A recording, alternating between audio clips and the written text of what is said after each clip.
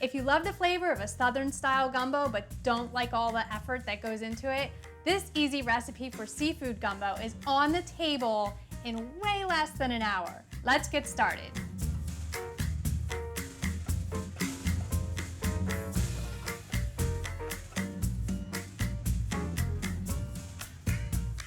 Hey everybody, I'm Kelly with the Suburban Soapbox, and today we are making seafood gumbo. Not just any seafood gumbo, this is an easy seafood gumbo that I kind of came up with the recipe on my own. So it's not traditional, but I guarantee you all the flavor is there. These are the ingredients that you're going to need to make your easy seafood gumbo. And basically this is just a guideline for what you want to put in there. Any of your favorite seafood you can add, you can remove anything that you don't like. So I like to add some shrimp. So I have frozen, defrosted shrimp here, peeled and deveined. I also have crab meat. Crab meat's kind of expensive right now, so this is jumbo lump. This is pretty pricey. If you want to scale it back, you can definitely use like a back fin, or a claw meat works really well also. We have whole oysters, peppers, both red and yellow bell peppers, onion, celery, andouille sausage. Do not skip the andouille sausage unless you're making a vegetarian dish. The sausage really makes this taste like a traditional gumbo. Garlic, butter. We have a filet powder, which is a very Cajun-y spice. It's made from the sassafras tree. So it's sassafras leaves that are kind of like made into a powder, and it's a thickening agent, really traditional to gumbo. If you're using okra, you don't need to use the filet powder. I have Cajun seasoning, cayenne pepper, smoked paprika, I like that smoky flavor, ground mustard, green onions are just for a garnish, chicken stock, butter, flour, salt and pepper. So we're going to start by melting our butter in a really big pot. So you can use a stock pot or you can use a Dutch oven. I like to use something cast iron because it retains that heat. So we're going to melt our butter. We're going to make like a mock roux. So a roux is just butter and flour cooked together, and it becomes a golden brown and tastes kind of nutty. So my pan is very hot because my butter is browning. And then we're going to sprinkle our flour over the butter. And just give that a stir. And basically what you're doing is trying to cook out the flavor of the flour. So you don't want it to taste like raw flour, and you don't want to burn it either. Now once your roux has turned like the golden brown and you can smell it, it's kind of nutty, we're going to add our onion. And just stir that together. And the roux kind of coats your onion. And then we're also going to add the bell peppers and the celery.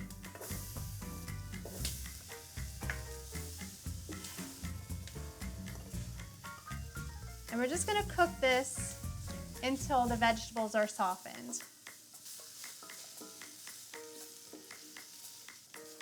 Once your vegetables are softened and they're starting to look like a little caramelized, and your roux is kind of blended in there with your vegetables really well, we're just going to add the andouille sausage. And just stir that together, let it cook for a couple minutes to get some caramelization on that sausage as well. I can smell the andouille sausage, so at this point, once you can smell that and you know it's like warmed through and it's starting to get seared a little bit on the bottom, you have some brown bits on the bottom of your pan, you're going to add your seasoning. So we're going to add some ground mustard, a little bit of smoked paprika. I like the smokiness of smoked paprika, but you definitely can use like a regular, not a smoked, if you prefer. Some cayenne pepper.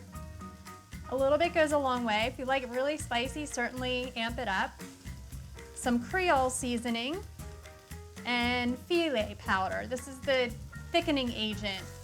And a lot of times people will say not to put it in when you're cooking, that it'll cause your gumbo to become stringy if you put it in too early. I haven't found that to be the case. If you were a gumbo purist, You certainly can hold off and add it another time, like after you add your chicken stock, but I'm going to add it now. Living on the edge here with my filet powder. Now we're going to add the garlic. We just have some minced garlic. We'll just cook that for another minute. At this point, after your garlic is cooked for about a minute, we're going to add the chicken stock. And as you can see, there's like a lot of brown bits on the bottom of the pot. You want to get those into your gumbo. That's a lot of flavor down there. So when you add your chicken stock, we're going to deglaze the pan, and we're just going to scrape up all those brown bits. And I used a whole box of stock. So a box of stock is usually about 32 ounces. It's about 3 cups. I hate when I have like a 1/4 cup of stock left over. It feels so wasteful, and then it sits in the refrigerator forever. So when I developed this recipe, I wanted to make sure I used the whole box. You can thank me later. And I got all the brown bits off the bottom when I was stirring it. You can scrape the bottom of the pan with your wooden spoon and it will release anything that's on the bottom. At this point, you can see like your stew is starting to thicken a little bit. So we want to add all of our seafood. So we're going to add the shrimp. And we can just pour that all in and give it a stir. And I have a can of oysters here. They're whole oysters, and you want the oysters and the liquor, the juices that the oysters come in. That is flavor as well, so you want to add that to your gumbo.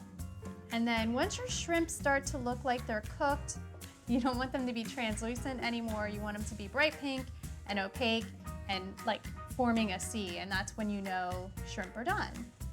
And so while they're cooking, we're going to add our bay leaf.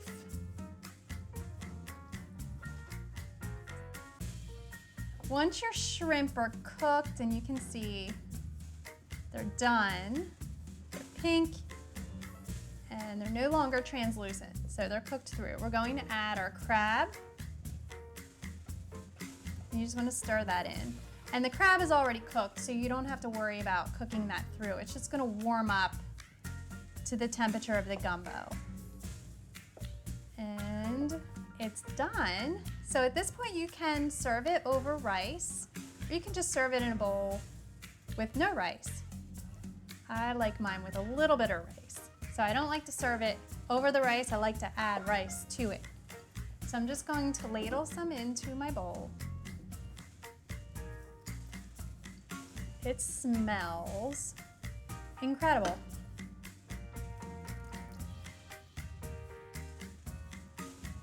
It just looks amazing.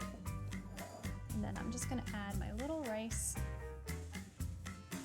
my little bowl of rice right there. So then you can just like break it up and put it into your gumbo if you like. It just smells insanely wonderful. So I'm just going to sprinkle some green onion right on top. And if you want to do some chopped parsley, you can do that as well. Take a bite.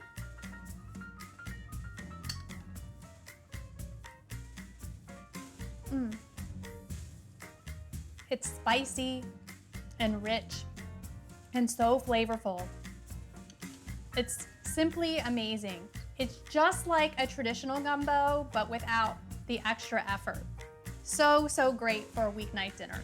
If you like this recipe, please be sure to give us a thumbs up and subscribe to our channel. For more easy recipes, visit thesuburbansoapbox.com. Thanks again.